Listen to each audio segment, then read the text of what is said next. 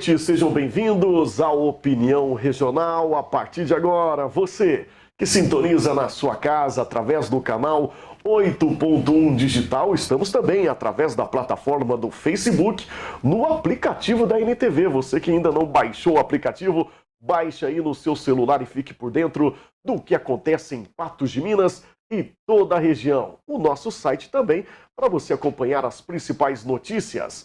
Bom, Opinião Regional está de volta comigo, eu estava de férias e agora de volta, matando essa saudade. E sempre muito bom estar com você aí do outro lado, participando, ouvindo a sua opinião. Opinião Regional é democrático, feito para vocês, por vocês e junto com vocês. Aonde? Aqui sim, a sua opinião é o mais importante. Assuntos polêmicos de suma importância para Patos de Minas, para o nosso estado e para o nosso Brasil. Pós-eleições.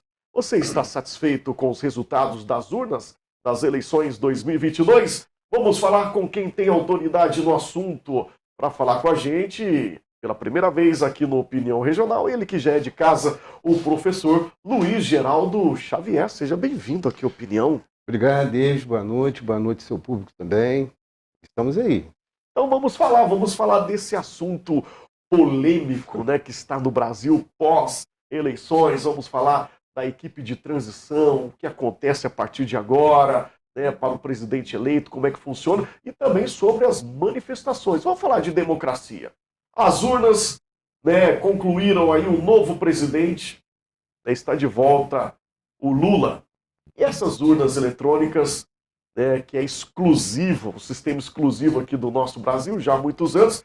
Professor, 100% de credibilidade, 100% de transparência? O que credibiliza as urnas, né, é o longo, né, processo de uso de voto eletrônico que nós temos no Brasil. Nós temos uma forte tradição, né, em eleições anteriores nós não tivemos nenhuma contestação, apenas, né, a pedido de recontagem de voto na eleição de 2014, né, o PSDB e a coligação liderada do PSDB, que naquele momento concorreu, foi derrotado na eleição de 2014, pediu recontagem dos votos, né? Naquele momento foi feita a recontagem do voto, foi chancelado, que o resultado era aquele.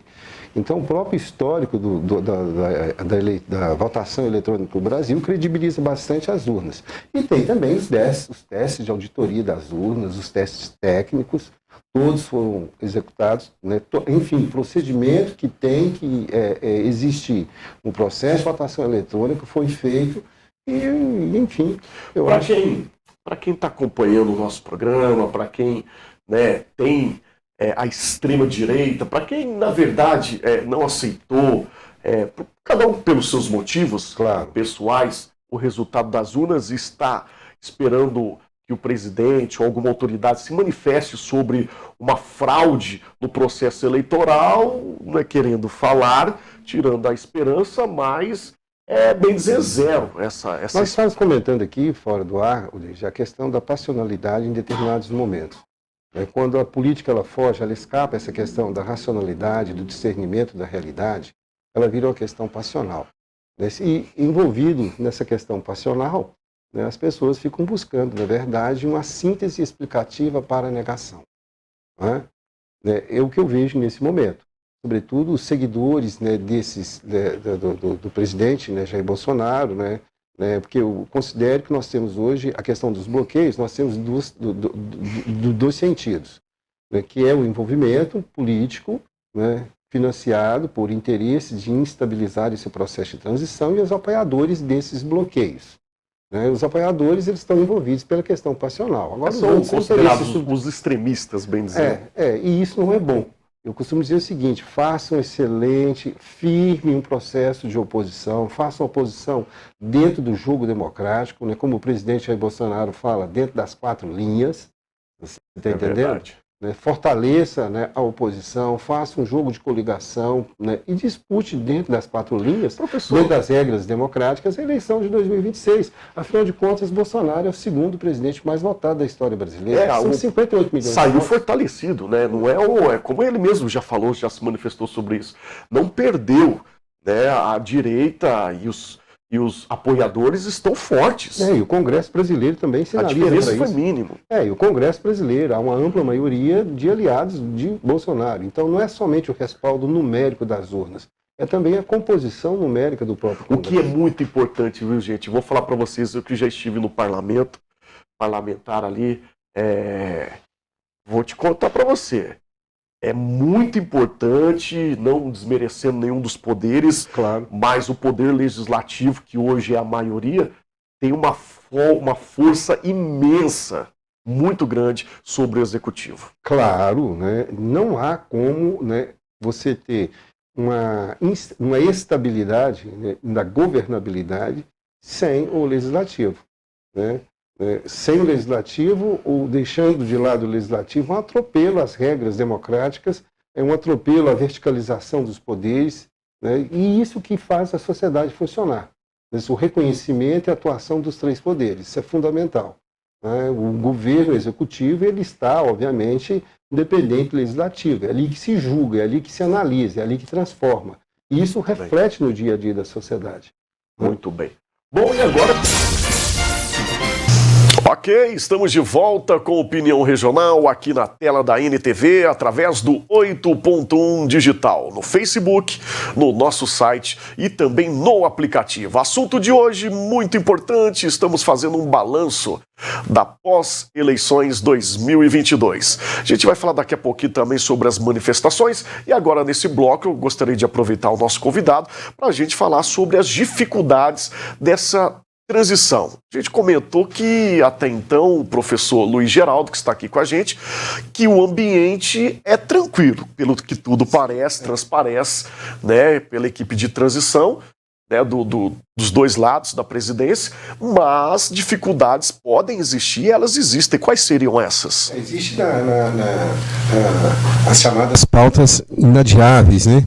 Que não, na verdade não são pautas de campanha, são necessidades da população. A manutenção do Auxílio Brasil, que agora passa a voltar a chamar Bolsa Família, tem aquele acréscimo também de R$150 para famílias com crianças até 5 anos, tem que fazer uma recomposição desse, né, da farmácia popular, isso, né, da merenda escolar, e aí, cara, vai extrapolar o orçamento então, para o ano que vem. Mas essas negociações são negociações esses projetos intensas. sociais que o senhor está destacando são de promessa de campanha. Promessas de campanha. Do Lula, né, claro, que foi eleito.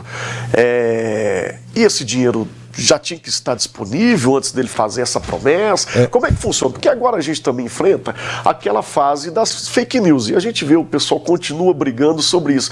Porque o Bolsonaro não deixou dinheiro no país e o Lula, e por outro lado, todos falam que o Lula prometeu demais. Como é que fica essa situação? O governo precisará, David, além do orçamento, né, ele precisará de mais 175 bilhões de reais. Ou seja, é muita grana que terá que aparecer para que seja recomposto, obviamente, aquilo que são os déficits deixados pelo governo anterior, que, obviamente, são as pautas prioritárias do governo que vai assumir.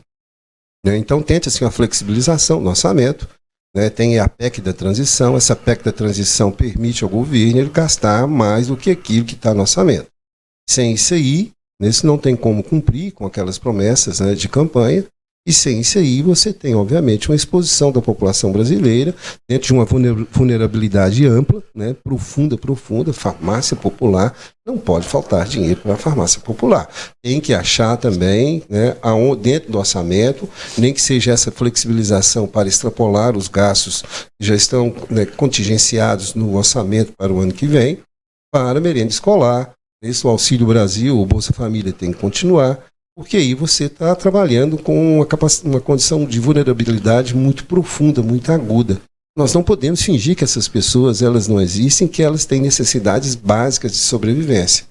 Mas até então, né, eu estava lendo antes de vir para cá, existem avanços significativos para que se aprove a PEC da transição, né, e permite ao governo que entrar, jogar mais 175 bilhões de reais. É o que já está sendo discutido e as autoridades já estão se posicionando sobre essa emergência. Sim, né? Agora, quanto à questão, né, como você colocou, o Bolsonaro, né, gastou demais, deixou furos no orçamento. O furos no orçamento ele é histórico. Nós nunca, obviamente, vamos fechar um balanço anual com gastos tão significativos. Há duas situações aí, na minha opinião, duas situações. Primeiro, as dificuldades enfrentadas pelo governo Bolsonaro, que são os sismos provocados pelo contexto internacional. Nós vamos negar que o Brasil não foi uma exceção nisso aí. Né? Isso é global. Nós tivemos uma crise sanitária, né, que impactou significativamente nos fundamentos da economia global, tanto que nós estamos convivendo também no mundo inteiro com um processo excessivo, com pressão inflacionária, com indexação de preço. Isso reflete no bem-estar da população. O que eu às vezes fico observando, e aí vai minha crítica, é o sentido moral dos gastos. O sentido moral dos gastos. Você está entendendo? Você não pode reduzir, por exemplo, gastos para tratamento de câncer. Você não pode reduzir gastos na merenda escolar, na farmácia popular, desviar isso para fornecer base parlamentar, formar base parlamentar. Né? Então a gente reconhece as dificuldades estruturais da economia brasileira, como eu coloquei, que são os sismos provocados pela conjuntura econômica internacional. Mas esse sentido moral não ficou bom para o governo. Né?